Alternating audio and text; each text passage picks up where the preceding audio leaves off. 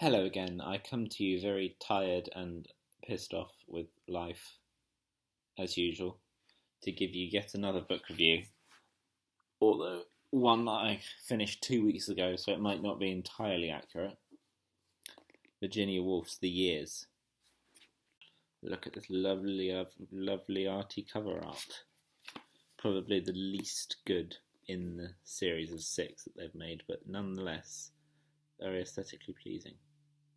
Now, this is the second Virginia Woolf novel I've read after To the Lighthouse, and I have to say, To the Lighthouse was a lot more modernist than this one.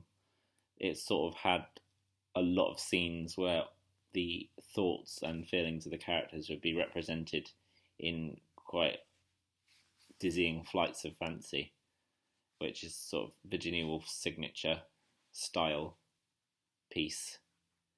Although with the years, as it says in the introduction, she strove to come up with something a little bit less experimental, more like a normal novel. After the Waves, her most experimental novel, or at least the most experimental famous one. I think Jacob's Room is also quite experimental, but I haven't read either of them, so don't ask me that one. And The Years is a lot more of a character study than a modernist work.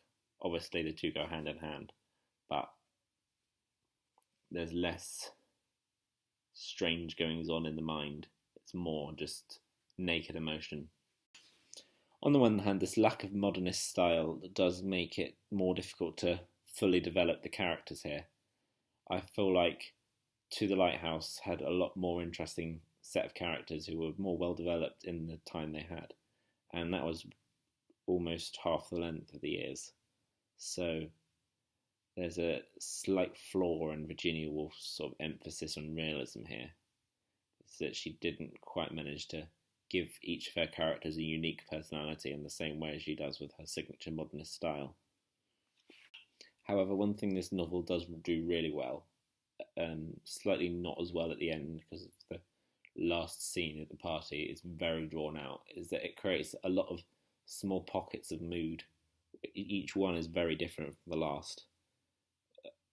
The structure of the novel sort of helps that because, as the title suggests, each chapter takes place in a different year, and we sort of see the passing of time over these years.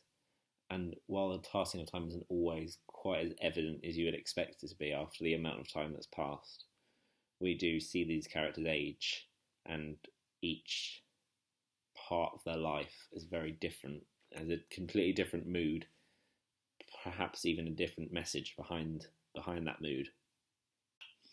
Possibly the most unique thing about this book, only the second Virginia Woolf book I read, but considering she's a bit of a snob, I would assume that it is fairly unique, is that it does explore more working class characters. They're still from a middle class family, but there's a scene about halfway through where the characters Maggie and Sarah are in their apartment and they're hearing fights out in the streets.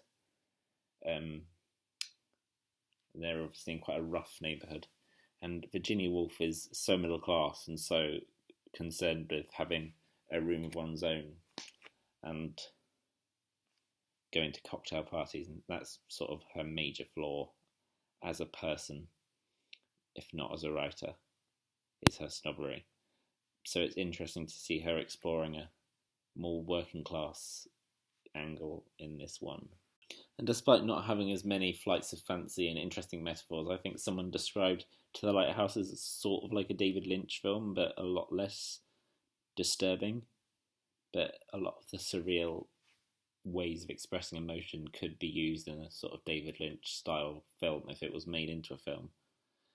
There isn't as many of those in The Years, but despite this, I feel like Virginia Woolf's lyricism is still completely sensational. She doesn't let herself down in that regard. She's still one of the best prose writers I've read on a consistent level. I mean, I'd say James Joyce is the single best one, but he uses his style so rarely, whereas Virginia Woolf just keeps it up at a good standard throughout the whole book. Especially each year section starts with a sort of a description of the weather, and as much as that sounds boring as fuck, Virginia Woolf's a good describer, and she makes the weather sound incredibly interesting. And She describes people's emotions with just as much vigour as she does the weather. Much as I enjoyed this book, it was filled with sort of small little pockets of emotion throughout its pages. There was the sort of flaw that it was a bit boring, almost. I feel like, obviously, in modernism, especially Virginia Woolf, there isn't actually much happening on the surface. But Into the Lighthouse, at least, there was drama happening beneath the surface, whereas there isn't even that much drama in the characters' minds. It's a very sedate book, one of the most sedate I've ever read, and as much as it's nice, it's like a warm bath in a way. Or maybe is that a too pretentious simile? I'm going to use it anyway. Like a warm bath, but it's not exciting in any way, not even in an emotional way. It doesn't feel like I've experienced something great. It's very much a comforting piece of literature and not a groundbreaking or a exhilarating one. Coupled with the fact that I don't think the characters are quite as well fleshed out as they could be, I'm going to give it a B. B's pretty high, but it's not as high as To the Lighthouse, which would have been an A. And I'm still going to go and read her other novels, but this isn't quite as good as I hoped. Although it does definitely get better towards the end. It starts out quite shit, actually, the first 30 pages or so. But overall, it's a pretty good book.